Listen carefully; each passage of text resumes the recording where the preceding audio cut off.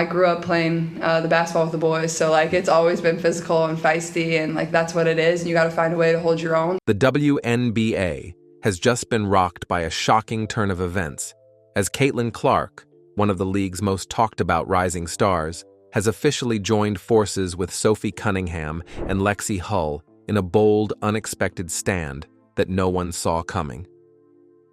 This bombshell move isn't just shaking fans, it's sending ripples through the entire league, sparking debates, controversy, and raising serious questions about the future of women's basketball. What exactly pushed these players to unite, and why is the league so concerned? The fire these women lit. For months, fans have packed arenas and tuned in from across the nation, watching their favorite athletes push their bodies and minds beyond the edge. These women have fought through pain, played through injuries, and sacrificed comfort for the love of basketball. They became living symbols of passion, resilience, and hope. They weren't just players. They carried the league itself on their shoulders. But behind the highlight reels and roaring crowds, a darker truth was quietly building. It was a story of neglect, of unanswered injuries, and of a league that too often looked the other way. And now, that truth is impossible to ignore. The announcement that followed wasn't polished or rehearsed. It was raw, furious, and unforgettable. These women didn't just ask for answers. They exposed a system that treated its stars as disposable. This moment is no longer about basketball. It's about dignity, respect, and whether the WNBA can withstand the fire these women just lit. At the center of it all stands Caitlin Clark, the rookie who turned every game into a headline. Her deep shots, vision, and calm under pressure weren't just talent, they were history in motion. Crowds followed her like they follow supernovas, knowing they were witnessing something rare. Beside her is Sophie Cunningham, the fiery veteran who embodied grit, passion, and unshakable toughness. Fans cheered her baskets, yes, but they also cheered her spirit, the fight that made her unforgettable. And then, Lexie Hull, the fearless fighter. Not always in the headlines, but always in the trenches. Diving for loose balls, taking the hits, refusing to quit. To her teammates, she was proof that heart matters just as much as hype. They've just demanded the respect they deserve. But will the WNBA finally listen to its stars, or will it risk losing the very heartbeat of the game? And more importantly, are we watching the beginning of a revolution? This story is just beginning, when silence becomes betrayal. Together, Caitlin Clark, Sophie Cunningham, and Lexie Hull stood for something greater than points, rebounds, or wins. They weren't just athletes, they were symbols. They carried the promise that women's basketball could demand respect, fill arenas once ignored, and spark inspiration in young girls everywhere. They poured every ounce of energy, sweat, and sacrifice into the game. But the league that should have protected them failed. Where there should have been care, there was neglect. Where there should have been answers, there was silence. And in that silence, trust was broken. The storm didn't begin with a highlight play or a buzzer beater. It began with pain and with silence. The first blow came when Caitlin Clark went down. One moment, the rookie sensation was electrifying the court. Next, she was on the hardwood, clutching her leg, the arena frozen in shock. Fans held their breath, clinging to hope it was minor. But the truth spread fast. Her injury was serious. Stadiums across the nation grew heavy and quiet. The league's brightest star, the player who had brought in record crowds and headlines, had been dimmed. And the question echoed, how could this happen without stronger safeguards? Then came Lexie Hull's nightmare. A vicious hit to the eye left her staggering, blood streaking down her face as horrified fans gasped. But what followed was even worse. She was shoved back into play without the medical scans or safety checks every athlete deserves. Social media exploded. Doctors, fans, and even rival players demanded answers. How could a professional league allow such reckless neglect? Yet once again, silence followed. But nothing struck deeper than Sophie Cunningham's collapse. Her knee buckled in a way that made even seasoned athletes avert their eyes. Whispers spread instantly, devastating, career-ending, irreversible. Sophie, the fiery veteran who had given years of her life to the league, now faced the possibility that she might never play again. And still, no statement, no plan, no urgency from the league. Just an echoing void where accountability should have been. These weren't isolated accidents. They were warnings. Warnings that the league was failing its most important asset, its players. So now the question hangs heavy. Will the WNBA finally wake up to protect its stars, or will silence continue to destroy the very women who built its future? Silence that speaks louder than injuries. 3 players, 3 brutal injuries, and one chilling theme that ties them together: silence. Not the silence of recovery, not the quiet of a locker room after a tough loss, but a cold, calculated silence from the very league that should have stood behind them. No justice, no accountability, just silence. Pause for a moment. If you believe these women deserve answers, if you think their sacrifices deserve more than empty platitudes, drop your thoughts in the comments right now. Because this isn't just a story about sports, it's about respect. For fans, what followed felt like a betrayal. They had poured money, passion, and unshakable faith into a league that promised growth, safety, and opportunity. They bought tickets, jerseys, and dreams. Yet when it mattered most, when their heroes were lying on the court in pain, they were met with nothing but silence. These women were not numbers on a stat sheet. They were the very reason people cared about the WNBA in the first place. They carried arenas, filled seats once empty, and drew new eyes to the game. And yet, when their bodies broke under the weight of that sacrifice, the league broke trust in return. The silence became heavier than any diagnosis. There were no official statements, no transparent updates, no sense of urgency to protect those who had given everything. For fans who had stood by the league through highs and lows, this absence wasn't just disrespect, it was infuriating. Because silence carries meaning. It tells you where you truly stand. And for Caitlin, Lexie, and Sophie, the message rang painfully clear.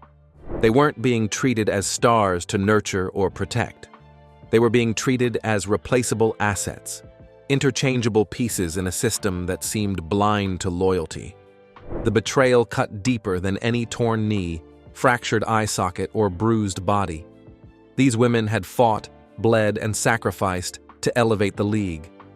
They had made history, built momentum, and inspired a generation. But when they needed protection the most, the league turned its back on them. Fans who once cheered in celebration now shouted in outrage, flooding timelines and comment sections with one demand: accountability. So, can the WNBA ever rebuild the trust it shattered, or is the damage already permanent? Let's keep going. The silence that sparked a revolution. Behind the polished highlight reels and glowing press conferences, a storm was building. In locker rooms across the league, whispered conversations turned into heated debates. Frustration spilled out as players compared battle scars, not just bruises and sprains, but stories of ignored protocols, of injuries brushed aside, of careers gambled with recklessly. What outsiders saw as silence wasn't an accident. It was a pattern. And patterns like this don't just disappear, they demand to be broken. For Sophie Cunningham, the silence felt personal. It was the sting of being targeted and left unprotected, as if her years of sacrifice meant nothing. For Lexie Hull, it was the gut-wrenching knowledge that negligence could have worsened her eye injury, risking her future entirely. And for Caitlin Clark, the league's brightest new star, it was the realization that her historic rookie season, meant to be remembered for triumph, would forever carry the shadow of pain. Individually, they were wounded. Together, they were unstoppable. The weight of betrayal pushed them past patience, beyond fear, into action. If the league refused to speak, then they would, loudly, publicly, and in a way no one could ignore. When their statement hit, it wasn't wrapped in polished PR language or filtered through safe channels. It was raw. It was furious. It was three voices speaking as one: Sophie Cunningham, Lexie Hull, Caitlin Clark. Stepping out of the shadows, they dropped a truth bomb that shook the foundation of the WNBA. The message was simple: we will not stay quiet anymore. In just a few paragraphs, they stripped the mask from the league, exposing its failure to protect its stars, its lack of medical accountability, and its habit of treating players like disposable assets instead of human beings. They named the silence for what it was: betrayal. The sports world erupted. Hashtags like #Justice for Caitlin, #Stand with Sophie, and #Protect Lexie trended worldwide. Fans flooded comment sections with heartbreak and rage. ESPN cut regular programming for emergency debates. Stephen A. Smith declared bluntly, "If the WNBA wants respect, it starts with respecting its stars." Former legends tweeted support. Rival athletes, once competitors, now stood shoulder to shoulder in solidarity. The league hadn't been exposed by critics. It had been called out by the very women who carried it into relevance. Was this the spark that will finally force change in the WNBA, or just the opening shot of a much bigger war? Stay tuned. When outrage becomes unstoppable. For decades, women's basketball had fought for respect, battling stereotypes, empty arenas, and media indifference. But now, its brightest stars were forcing the world to confront a harsher, more urgent reality: the fight for dignity, safety, and basic respect. This wasn't just another headline. This was the kind of moment that could shift the balance of power between players and the very league that depended on them. And the shockwaves? They had only just begun. The instant Sophie Cunningham, Lexie Hull, and Caitlin Clark's joint statement dropped online, it spread like wildfire. Hashtags ignited across social platforms. #Justice for WNBA, #Stand with Caitlin, #Protect Our Players, shooting to the top of trending lists on Twitter, Instagram, and TikTok. Clips of Sophie's collapse, Lexie's brutal eye injury, and Caitlin's devastating fall replayed in endless loops, stitched into videos captioned with words like, "This is what the league ignored." What began as anger from loyal fans snowballed into something impossible to contain. Mainstream sports networks, the same ones that often pushed the WNBA into the margins, suddenly had no choice but to put this story front and center. Debate shows filled airtime. Anchors dissected the league's failures, and headlines screamed words like betrayal and neglect. This wasn't about bad calls anymore. It was about systemic failure. Will this be remembered as the scandal that finally forces accountability, or the spark that breaks the WNBA wide open? For the first time, the conversation shifted away from the injuries themselves and towards something far more unsettling. Fans weren't only asking, "When will Caitlin return?" or "Is Sophie's career finished?" They were now asking a bigger, sharper question. Why weren't these women protected in the first place? The focus was no longer on box scores, game highlights, or record-breaking plays. It was about dignity, safety, and the basic human respect that every athlete deserves. And that shift terrified the league more than any injury update ever could. Because once fans begin to doubt the integrity of the system, the fragile trust holding everything together starts to crack. Even rival players, women who had clashed on the court for years, began showing support. A subtle like here, a retweet there, tiny digital acts of solidarity that carried massive weight. Athletes who had every reason to stay silent were suddenly standing shoulder to shoulder with Sophie, Lexie, and Caitlin. And the WNBA's silence, once meant to contain the crisis, now screamed louder with every new voice added to the movement. The ripple didn't stop there. Sponsors began feeling the heat. Fans tagged brands in furious comments, demanding answers. Why support a league that seemed so careless with the very stars who filled arenas and drove ratings? What began as outrage over injuries had become a battle over values. In just hours, 3 women transformed personal pain into a public reckoning. The fire was spreading, and the league could no longer pretend the flames didn't exist. So, what comes next? Will these stars take the ultimate step and walk away? Or will this moment ignite the revolution women's basketball has been waiting for? The spark of a revolt. What began as frustration has now exploded into something far bigger, a full-scale revolt. Players are no longer whispering behind locker room doors. They're standing together, demanding sweeping reforms, stronger medical protocols, and, most importantly, a seat at the decision-making table, where their futures are too often gambled away without their voices. History has always proven one thing: real change in sports doesn't happen because leagues suddenly grow a conscience. It happens when players force their hand. And right now, that fuse has been lit, and it's burning fast. This isn't about a couple of twisted ankles or a few unlucky collisions. This is about dignity. This is about human beings refusing to be treated like replaceable dollar signs. Every interview, every press conference, every post online from here on out will circle back to one undeniable truth. These women shattered the silence. And now, the WNBA must respond. Fans aren't quietly watching anymore. They're shouting, demanding justice, tagging sponsors, and asking the uncomfortable questions the league has tried to dodge for years. The players have momentum. The public is behind them. And suddenly, the WNBA's silence feels smaller, weaker, and more dangerous than ever. But does the league listen, reform, and finally respect its stars? Or does it dig in, sparking the biggest player versus league battle in modern sports? Caitlin Clark and the system on trial. Caitlin Clark isn't just a shooter with deep range. She's a human highlight reel of acceleration and sudden stops, of quick pivots and mid-air shifts that defy balance and physics. Every time she sprints at full speed, only to slam on the brakes, rise into a jumper, or twist her hips into a pass no one else saw coming, her body absorbs enormous strain. That style of play doesn't just demand skill, it demands a body fine-tuned like a race car. And if her muscles, especially in her hips, quads, and groin, aren't prepared to handle that load, they tear. And recently, they have. That's why Tim Grover, the legendary trainer who once rebuilt Michael Jordan's body, is raising alarms. He argues that Clark's injuries don't expose bad luck, they expose a broken system.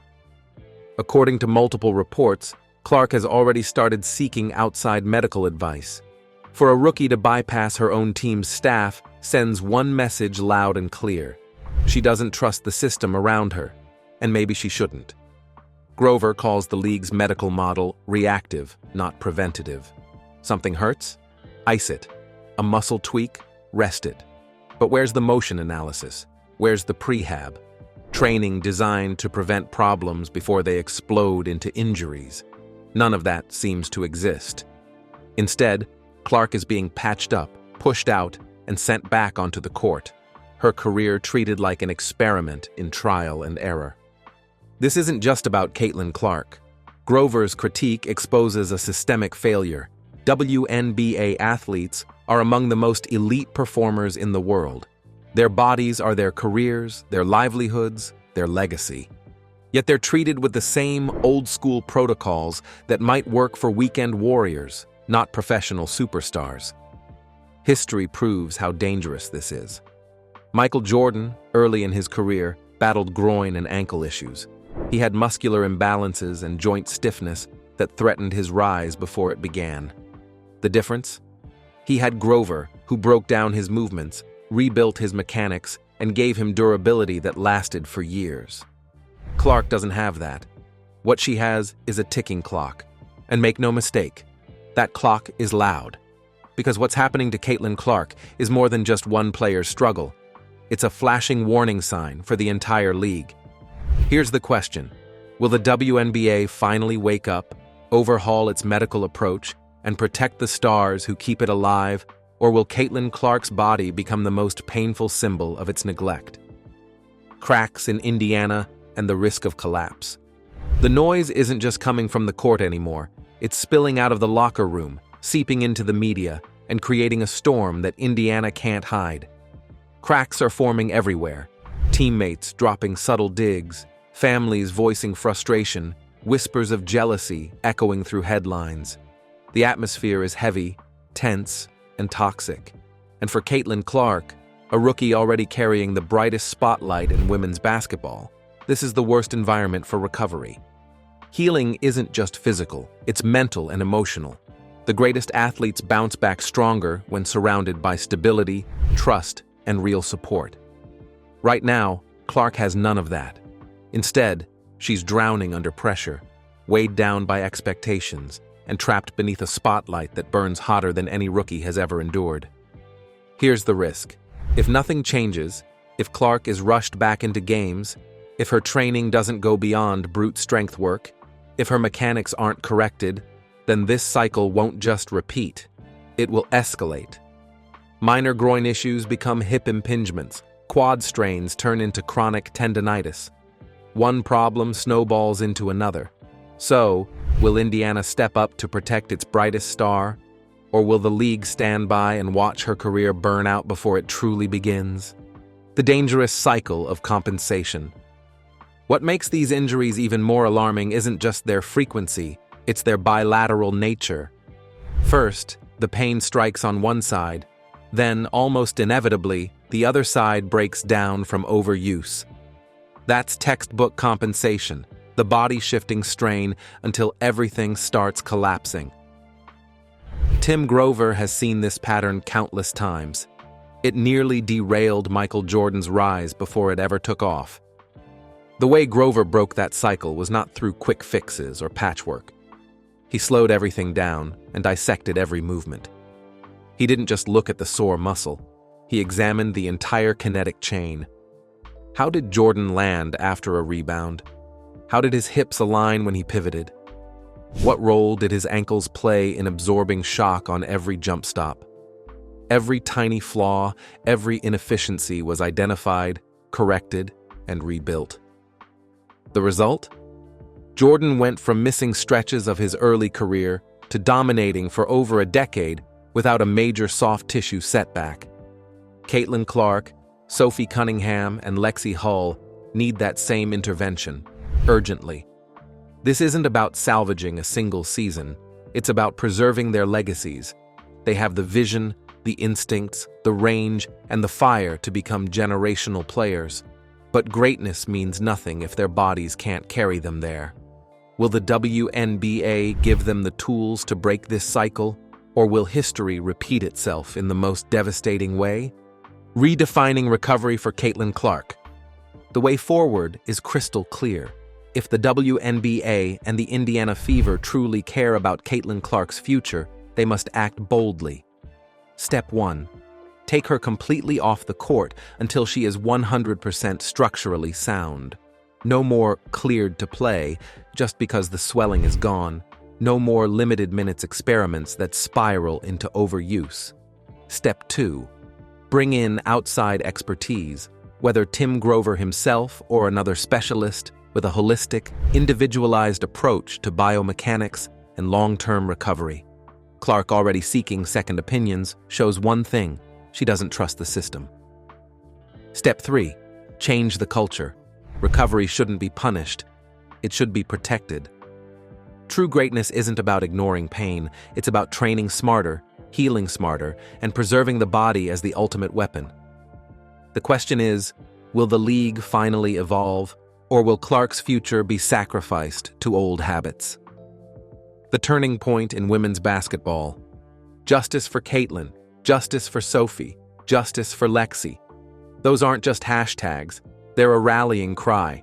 And if you're listening right now, flood the comments until the league has no choice but to hear you. Imagine this.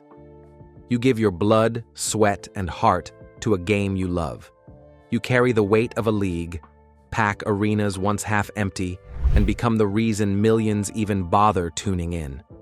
And then, when your body breaks down, when you're at your most vulnerable, the very league you've lifted to relevance turns its back.